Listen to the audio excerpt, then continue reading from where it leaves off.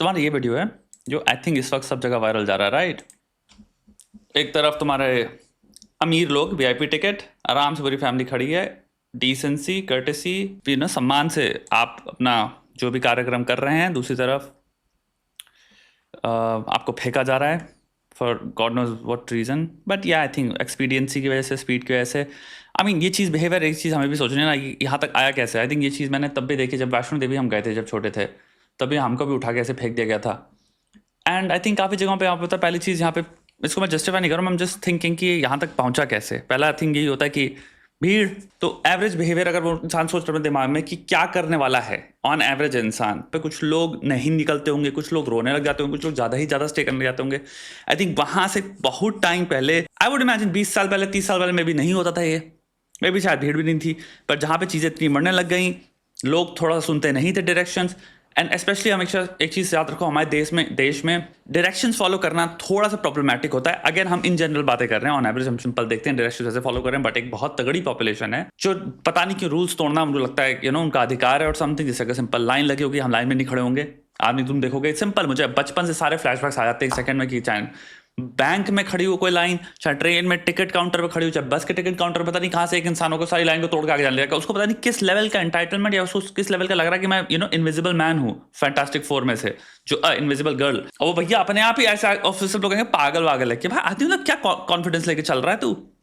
मेरा पॉइंट ये है, मंदिर स्पेशली एक हाईली इमोशनल इफेक्ट क्रिएट करता है इंसान में। तो ऑलरेडी तुम एम्पलीफाई हुए हो इस मोमेंट में, क्योंकि तुमने इस मोमेंट में अपनी जो भी मोटिवेशन है, जो भी प्रेम है, उसको तुमने मल्टीप्लाई कर दिया है कि यहाँ तो इस वक्त दर्शन करने ही करने हैं विसर्जन से पहले पहले। This also creates an emotional heighten state जहाँ पे people more so I think break करते हैं रूल्स। फिर तुम वापस वही आ जाते हो पॉपुलेशन। एंड आई थिंक एक टाइम पे some people had to be pushed away, then more probably people had to be pushed away, and then humans heuristically expediency की वजह से experiences जो उनके हो रहे थे, उन्होंने decide किया कि okay maybe we just have to just physically move people because maybe people verbally सुनते ही नहीं हैं।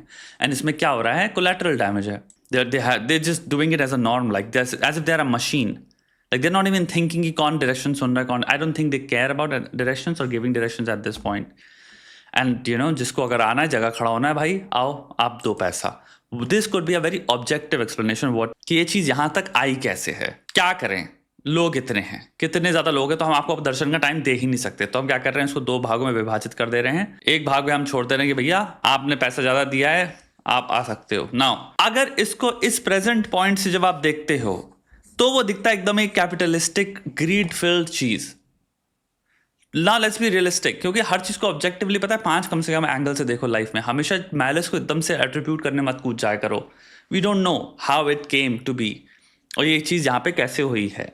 May be that's the only, you have to understand, यहाँ के ऑर्गेनाइजर्स हैं, वो कोई वेट तो कर नहीं रहे थे कि भाई एक दिन आएगा मैं दुनिया को जस्टिफाई करना पड़ेगा। तो उनके दिमाग में क्या था, भाई okay how can we divide groups. Okay तो मुझे मार्कर्स दो, किस मार्कर पे कर सकते हैं जहाँ पे एक इंसान जितना टाइम चाहे तो, या फिर 20-30 सेकंड प्रेम से स्पेंड कर सकता है। और एक है जहाँ पे जो मैंने अभी बात करी थी देर से, कि पॉसिबल ही नहीं है स्पेंड करने का। It's really not possible because lakh लोग आए हुए हैं। अब क्या करोगे, किसी को तुमने 1-1 मिनट 20-20-30 सेकंड को बैठ के रोने लग गया, कोई बैठ के कहने लग गया मुझे नहीं मुझे चढ़ावा करना है, मुझे खुद से कुछ चीज़ चढ़ानी है, नहीं मेरी एक प्रेयर है, मुझे ये करना, मतलब मुझे पीपल डू दैट, मुझे कोई पर्सनल कुछ करना है, मेरे यहाँ पे किसी का देहांत हो गया था, मुझे उनकी something of that sort, very personal in nature. And people, organizers have to at this point think कि okay I understand people have their personal stuff, जो कि यहाँ पे वो इस मोमेंट में शेयर करना चाहेंगे ईश्वर के साथ। Okay what is a marker by which we don't keep a line waiting, जो फिर ऐसे कभी होने वाली नहीं, आधे लोग पहुंच ही नहीं पाएंगे, they will never get the time, वो 24 घंटे तक खड़े रहेंगे, मे बी ऐसी लाइन हो जाएंगी। Maybe that's why they have to do it, right. So the other marker क्या हो सकता है, कास्ट बेस तो कर नहीं सकते, राइट, करना भी नहीं चाहिए, is what I am saying. Think about other markers, I am thinking बहुत, कोई पर्सनैलिटी मार्कर्स नहीं हो सकते, जेंडर मार्कर्स नहीं हो सकते। Yes one marker could be as marker, यानी सीनियर सिटीजन की हमने कर दी हैं।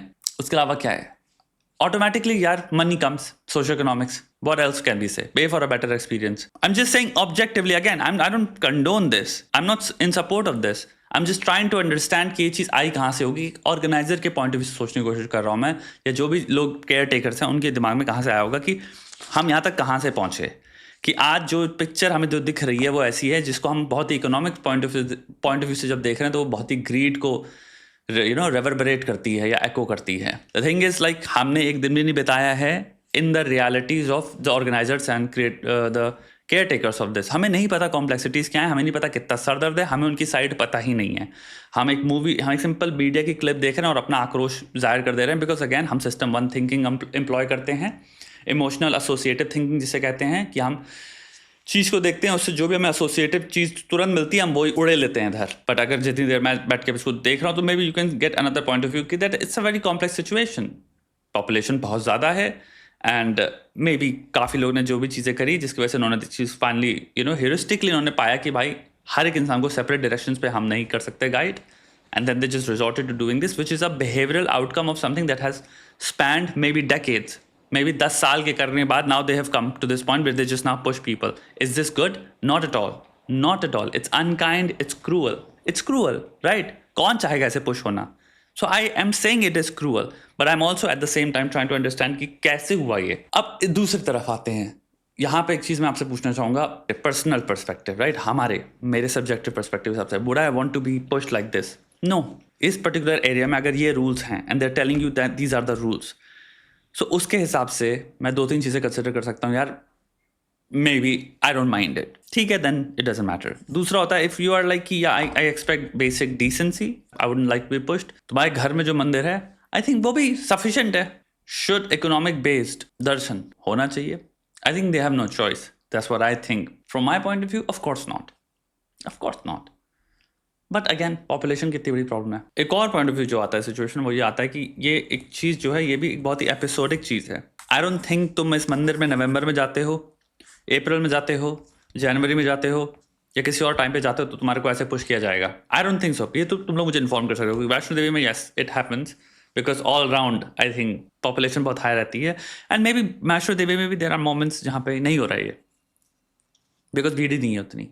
तो उनको they don't have to do that. तुम जाकर आराम से you can take your time because they don't see any reason to do that. But I think that's the point कि maybe it is also very much situational, episodic. Like इस particular moment में इनको ऐसा करना पड़ा. But अगर same मंदिर में अगर आप तुम 3 महीने बाद या 2 हफ्ते बाद जाते हो, यू टेक योर टाइम, तुम आराम से बैठ सकते हो. This is not happening in every mandir. So it's not like काफ़ी लोग होंगे कि मंदिर भी आजकल ओह कॉर्पोरेटाइजेशन हो गया है.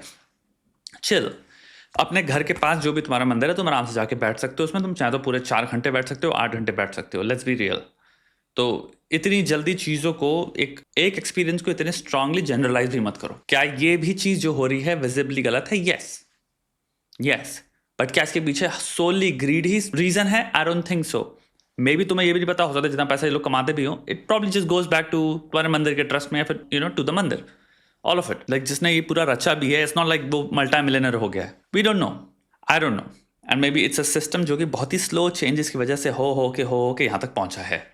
एंड द पीपल जो आज यहाँ तक ये चीज़ कर रहे हैं वो स्लो चेंजेस में इतने धीरे धीरे चेंज हुए हैं कि वो शायद कभी नोटिस भी नहीं कर पाए कि हम एक्चुअल में क्या कर रहे हैं. हम इंसान को अगर तुम एक सिस्टम दे दो, वो इंसान भी देख पा रहा है कि सिस्टम की एफिकेसी बहुत हाई है. It is actually working. उसका गोल है कि भाई इतने सारे लोगों को मेरे को इंश्योर करना है कि उनके दर्शन हो पाए. वो इसलिए काम कर रहा है.